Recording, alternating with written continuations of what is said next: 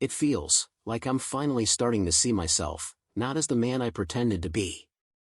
Not as the showman. Just me. The next dramatic moment occurred when Thomas, with the encouragement of the townsfolk, decided to visit the Dunmore Playhouse once more. The theatre, though still standing, had fallen into disrepair again, the faded curtains gathering dust in the rafters.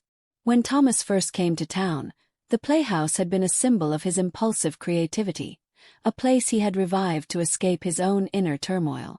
But now, standing before the building, he saw it as something entirely different, a place where he could finally confront his past and rebuild in a way that was more authentic. He arrived at the theatre one cold afternoon, the sky overcast and heavy with the threat of snow.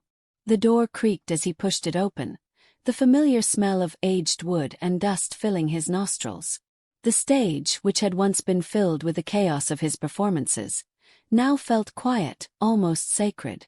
It was as though the building had been waiting for him to return, not to put on a show, but to truly understand its meaning. Thomas wandered around the darkened room, running his fingers over the dusty seats, the splintered edges of the stage, and the forgotten props scattered in the wings. The place that had once symbolized his escape now felt like a mirror to his soul, broken but capable of being rebuilt. Slowly, he climbed onto the stage, where he had once stood in front of a captivated audience. This time there would be no show. There would be no exaggerated gestures or exaggerated stories. Just silence, just him. For the next few hours he stood on that stage, reflecting on his journey. There were no grand speeches or dramatic monologues. There was no performance to distract him from the work ahead. Thomas simply let himself feel everything, the sorrow, the guilt, the shame, but also the flickers of hope that had begun to ignite within him. He allowed himself to be vulnerable, standing there in the empty theater, confronting the broken pieces of his life and, for the first time in a long while, accepting them.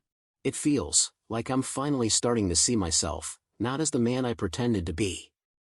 Not as the showman. Just me. And it's terrifying, but it's also freeing. Margaret smiled softly.